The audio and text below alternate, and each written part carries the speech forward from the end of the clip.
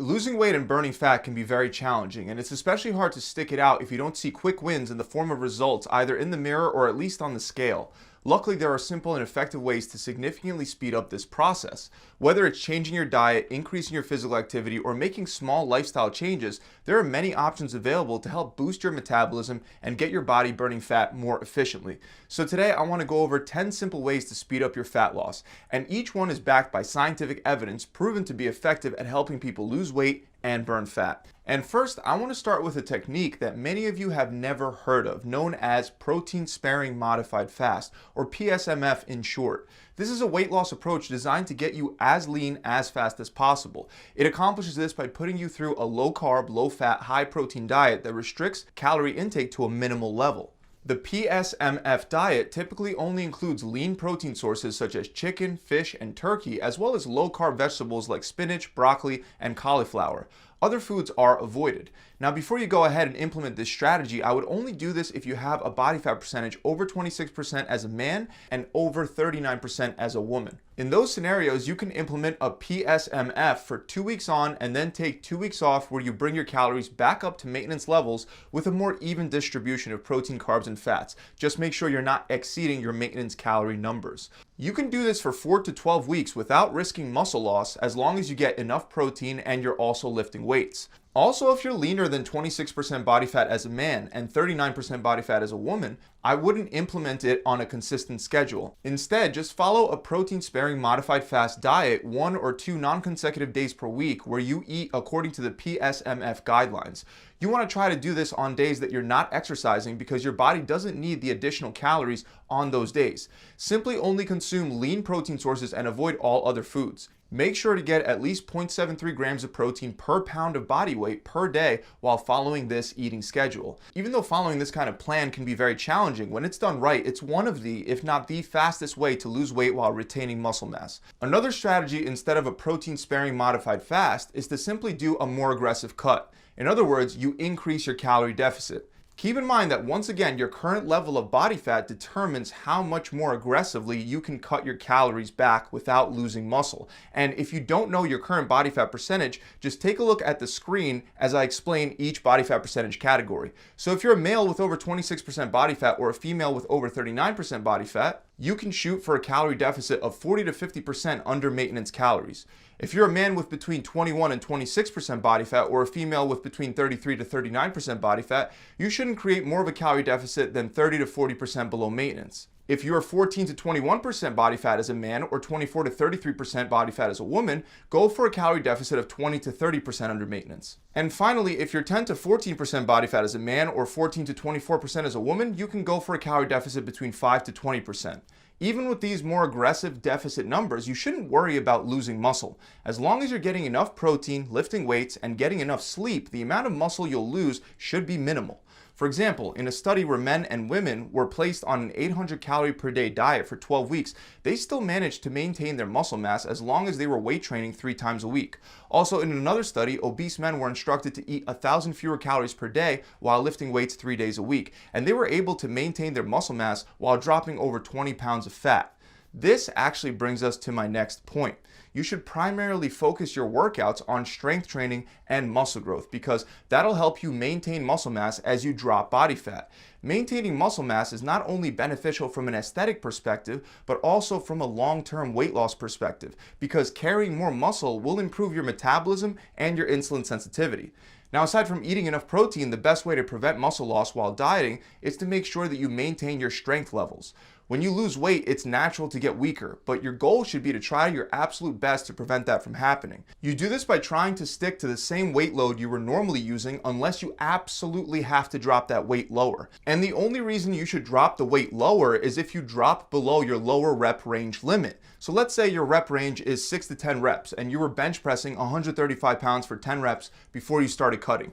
Do your best to maintain that same weight load throughout the entire cut, unless you hit a point where you can no longer perform 6 reps. Only then you can drop the weight by 5 to 10 pounds and repeat that same process. The point is, don't make the mistake of just dropping the weight automatically because you feel tired from cutting calories. Fight to maintain as much weight on the bar as you can over time.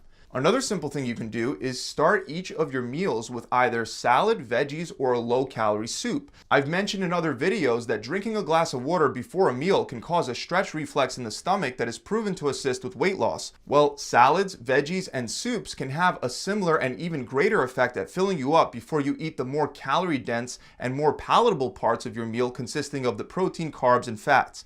Keep in mind your salad should not be loaded with a high-calorie dressing or a ton of oil, as this defeats the whole purpose. Some great low-calorie soup options that you can eat include tomato soup, miso soup, vegetable soup, and mushroom soup.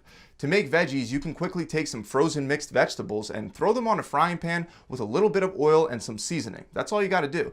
This saves you the time that you'd spend cutting the vegetables on your own, and frozen vegetables are just as nutritious as fresh vegetables. If you're too busy or for whatever reason you can't prepare soup, salads, or veggies, then simply at least have a glass or two of water before your meal, because it can help make fat loss easier and faster. Eating more fiber in general is another simple and effective way to maintain a calorie deficit. Fiber has a filling effect, leading to a reduction in calorie consumption.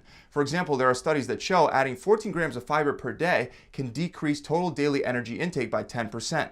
Fiber makes food more filling due to its ability to prolong the time that food stays in your stomach while having a low energy density, providing only 2 calories per gram of fiber. Fiber's tough and crunchy texture also contributes to satiety by requiring more chewing. This is why if you want to speed up fat burning while regulating your hunger, it's a good target for men to try to get at least 38 grams of fiber per day, and for women to aim for at least 25 grams. Obviously, vegetables are very high in fiber, but there are also high fiber snacks that you wouldn't think are high on fiber, like butter-free popcorn, which, just like veggies, can help fill you up for a relatively small amount of calories as well. Next, if you crave sugar, you can easily replace simple sugar with artificial sweeteners.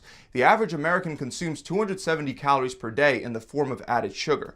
For most Americans, the majority of the sugars come from soda. This adds up to 1,890 calories per week. Cutting these calories out can help you lose about half a pound of extra fat per week on its own. The issue with consuming sugary calories is that they do not effectively curb hunger, and they tend to cause an increase in total caloric intake. This is why people that consume more added sugars tend to be heavier than people that don't. The good news is that the opposite is also true. Removing sugary sodas from your diet can reduce calorie intake and lead to fat loss. To achieve this, it's advisable to replace soda with healthier options like water, tea, coffee, or diet soda. Most human studies actually indicate that artificial sweeteners, including aspartame and sucralose, are safe when consumed in the recommended amounts. However, saccharin may have an exception because one study found it impaired gut health and glucose tolerance in some of the subjects, so it may be best to avoid drinks containing saccharin. Now, another thing you can do is walk more throughout the week. I mentioned before that to lose weight, you must be in a calorie deficit. So you'll either have to reduce the number of calories you eat, or you'll have to burn more calories throughout the entire day. One easy yet very effective way to do this is by simply walking more. For example, take your dog for a walk more often. Go out into nature or park your car a bit further away at work. It might not sound like a big deal, but these small changes can make a big difference in terms of the amount of calories you burn when you look at it over the course of a week, a month, or a year. For example, a 155-pound person burns about 270 calories while walking at a moderate pace on a flat surface for 1 hour. That equals almost 1,900 calories per week. One of the nice things about a low-intensity form of cardio like walking is that you're able to burn more calories without creating constrained energy expenditure. Constrained energy expenditure makes you reduce your activity levels later on in the day. So for example, after going for a run, people usually either consciously or unconsciously move less afterwards, causing them to undo some of the extra calories they burned. They may also slouch more in their chair and fidget less throughout the day, but you won't have this negative effect from low intensity cardio. So go ahead and try to be active throughout the day, whether in the form of walking or another activity like cycling, hiking, gardening, or whatever you're into. Another excellent way to speed up fat loss is by incorporating high-intensity interval training, also known as HIIT, into your workout routine.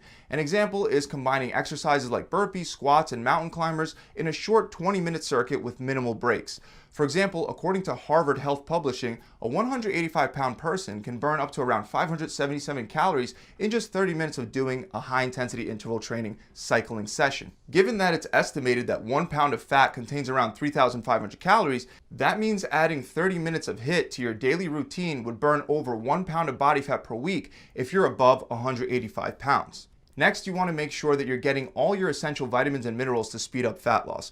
Pretty much all vitamins and minerals will impact your weight loss results in one way or another. For example, iodine is vital for the synthesis of thyroid hormones, which impact your metabolism.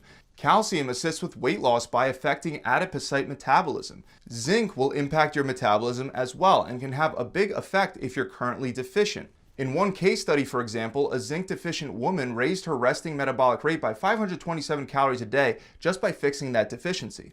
Iron is another one that's crucial for energy production, so getting enough of this mineral benefits workout performance, while being deficient reduces endurance capacity, resistance to fatigue, and strength levels. Then you have vitamin D, which can impact appetite. Some researchers believe that not having enough vitamin D contributes to obesity by stimulating appetite. The problem is that most people suffer from one or more micronutrient deficiencies, which even tends to happen when you eat a relatively balanced and healthy diet. This is because our current agricultural practices have made food less nutrient dense, as well as due to reasons like increased stress levels and the heavy filtration of water. So ideally, you would want to meet your micronutrient needs through your diet, and for vitamin D, it would be through sunlight exposure. However, if that's not possible, then supplementing with specific micronutrients that you're deficient in can definitely be an excellent idea.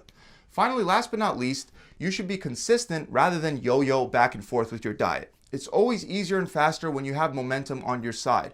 You could implement all the tips that I just went over, but if you're not being consistent, you'll never receive the results that you're after. So make sure you're consistent. Even if you've completed a PSMF diet, you should still be eating clean afterwards when you return your calories back up to maintenance. That about wraps it up. I really hope you've enjoyed this video. If you have, make sure you subscribe to the channel.